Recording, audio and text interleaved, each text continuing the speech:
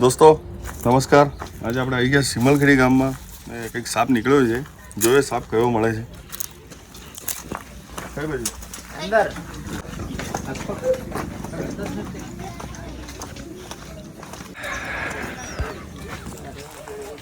કઈ બાજુ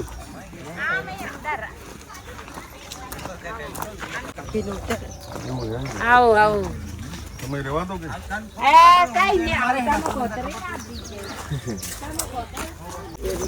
હું લેવા મારવાનો પણ બિચારા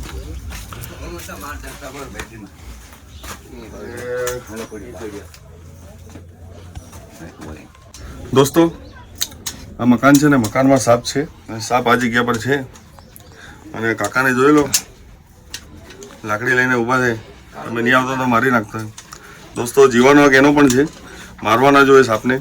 આ રીતે નજર રાખો અને જે રેસ્ક્યુઅર આવે છે એની રાહ જોઈને એના પર ધ્યાન રાખવું જરૂરી છે. આ લોકોએ ધ્યાન રાખ્યું છે. સાપ અહીં જગ્યા પર છે. દોસ્તો એને સાપ કયો છે તમને વિડીયોમાં જોવાડું છું.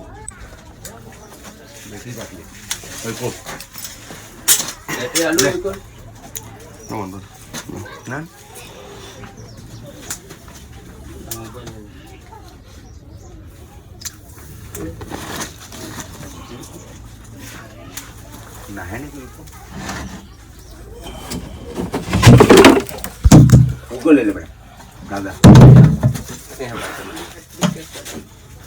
भाई पाटली बागे मुनका मागे ने ऊपर देखिए बिल्कुल हर माथा पर है हो जी बिल्कुल एक्टिव થઈ ગઈ है. દોસ્તો આ સાપ જોઈ લો કેટલો મસ્ત જોવાય છે. આ સાપને આપણે ઇંગ્લિશમાં એને ટ્રિન્કેટ તરીકે ઓળખે છે અને આપણી ગુજરાતી ભાષામાં એને રૂપસુંદરી. તમને આખું જોવાડું છું દોસ્તો.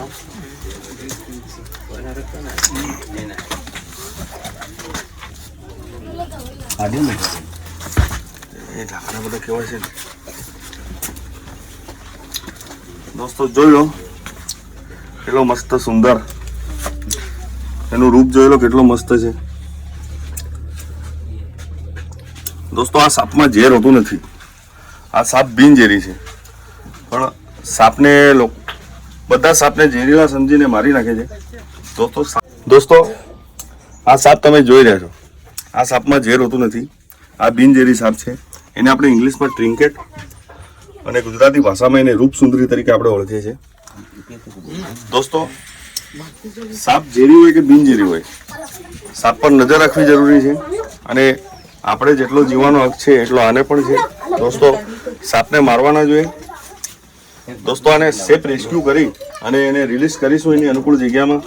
અને આ સાપ કઈ રીતનો છે બહાર તમને કાઢીને જોવાડું છું. અને આ સાપ કંઈક શિકાર કરવા માટે ઘરમાં ઘૂસેલો છે. દોસ્તો એનું પેટ તમે જોઈ શકો છો. દોસ્તો એમાં કંઈ એને ખાધેલું છે. ઉંદરની પાછળ ઘરમાં આવેલો. દોસ્તો કે સાપ કોઈ બદલો લેવા માટે નથી આવતા. આ ઘરમાં શિકાર કરવા માટે આવે છે. એવું સમજે છે કે સાપ કંઈક બદલો લેવા આવ્યો હશે પણ એવું કશું હોતું નથી. સાપ કોઈ દિવસ બદલો લેવા નથી આવતા. એ શિકારની પાછળ આપણા ઘરોમાં ઘૂસી જાય છે. અને દોસ્તો હવે ઠંડી ઓછી દોસ્તો સવારમાં ઠંડી પડે છે અને સાંજે ઠંડી પડે છે. બપોરે ગરમી થવા માંડી ગઈ છે એટલે હવે સાપ પાછા નીકળવાના ચાલુ થશે. એટલે દોસ્તો સાપ પર નજર રાખવાની અને જે રેસ્ક્યુઅર પકડવા આવે છે એની રાહ દેખવાની. સાપને તમારે કંઈ હળી નહીં કરવાની કેમ કે સાપને તમે કશું નહીં કરો તો એ પડી જ રહેવાનો છે. જરી બી તમે એને ટચ કરશો એટલે એ ભાગવાનું કામ કરશે.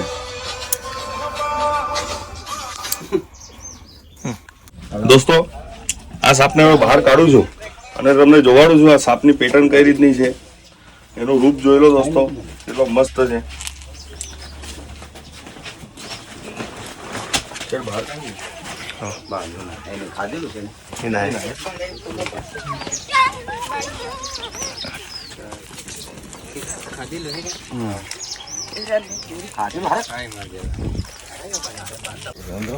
દોસ્તો આ સાપની બનાવટ તમે જોઈ લો. એનું મોઢું છે, મોઢું ચપટું છે અને મોઢાના ઉપર એને બે કાળા કલરના લીટા છે અને અડધે સુધી ચેક્સ છે. આ તમે જોવાય છે આ કલરની ચેક્સ છે અને પ્લેન લાઇનિંગ પટ્ટા છે. એને ચોકલેટી અને બ્લેક કલરના પટ્ટા છે. અને દોસ્તો આને જે વસ્તુ ખાધું છે એ આ હવે કેમ કે આ પકડ્યો છે ને એટલે એ ભાગી નહીં શકે દોસ્તો. એના માટે બહાર કાઢશે આ, કેમ કે વામિટ સાપનું નેચર છે કે એને કશું પકડ્યો ને એટલે આ બહાર કાઢવાનો જ છે એનું ખાધેલું. હવે એને શું ખાધું છે દોસ્તો? આ મારા ખ્યાલે ઉંદર જ છે દોસ્તો. જોયેલા કેટલો મસ્ત નજારો છે. આ ઉંદરને ગળી ગયો તો. એટલે દોસ્તો સાપ ઘરોમાં શિકાર કરવા માટે આવે છે, કોઈ બદલો લેવા નથી આવતા. એટલે સાપને મારવા ના જોઈએ. અને કેટલો સુંદર સાપ છે દોસ્તો, આ જોઈ લો તમે. આને આપણે ઇંગ્લિશમાં ટ્રિન્કેટ અને ગુજરાતી ભાષામાં રૂપસુંદરી તરીકે ઓળખે છે. આ આપણા ગુજરાતનું સુંદર સાપ છે દોસ્તો. દોસ્તો હવે આને પેક કરી એની અનુકૂળ જગ્યામાં આપણે રિલીઝ કરીશું. દોસ્તો હવે ઠંડી ઓછી થશે અને હવે ગરમી ચાલુ થવાની છે. એટલે ગરમીમાં સાપ નીકળવાના ચાલુ થશે. એટલે દોસ્તો હજુ પણ કહું છું, સાપ પર નજર રાખવાની, જે રેસ્ક્યુઅર આવે એની રાહ જોવાની. કેમ કે હવે અમુક જગ્યાએથી અમારા પર કોલ આવેલા હોય, અમુક જગ્યાએ પકડવા ગયા હોય અમે, તો દોસ્તો એના પર નજર રાખવાની. કેમ કે અમારે ઘણીવાર ફેરા ખાલી થયા છે દોસ્તો.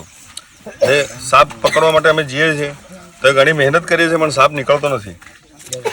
એટલી પણ અમે મહેનત કરીએ છીએ દોસ્તો. તો અમને તમે સપોર્ટ કરો દોસ્તો, લાઈક કરો, શેર કરો, ફોલો કરો દોસ્તો, અને કમેન્ટ કરો, અને તમારા ભાઈને સપોર્ટ કરો દોસ્તો.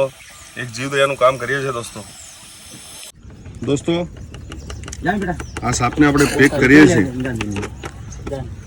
પેક કરી લીધો છે દોસ્તો. આ ચોકલેટનું ડબ્બું છે, આમાં આ સાપને પેક કર્યો છે. એની અનુકૂળ જગ્યામાં આપણે રિલીઝ કરીશું દોસ્તો. અને અમારા વિડીયો જુઓ અને અમને સપોર્ટ કરો દોસ્તો. દોસ્તો આ સાપને આપણે સિમલગઢીમાંથી રેસ્ક્યુ કર્યો છે, જે ઘરમાં હતો. અને આ સાપ વિશે તમને માહિતી આપી છે દોસ્તો. હવે એને વધારે હેરાન નહીં કરીએ અને આ અનુકૂળ જગ્યામાં એને ખુલ્લામાં રિલીઝ કરીએ છીએ દોસ્તો.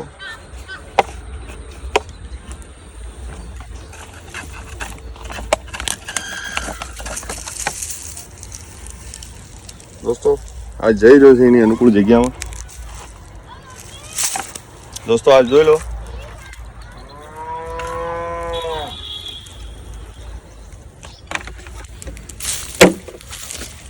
કેટલો બાઇટ કરવા આવે છે જોઈ લો દોસ્તો. સાપ કોઈ દિવસ ડાયરેક્ટ બાઇટ નથી કરતા, આ દબાય તો બાઇટ કરે છે. તમે જોયો ને, આને દબાયો મેં તો કઈ રીતે બાઇટ કરવા આવે છે જોઈ લો દોસ્તો. આ કઈ રીતે બાઇટ કરવા આવશે, મોઢું ખોલીને આવે છે. આ જોઈ લો.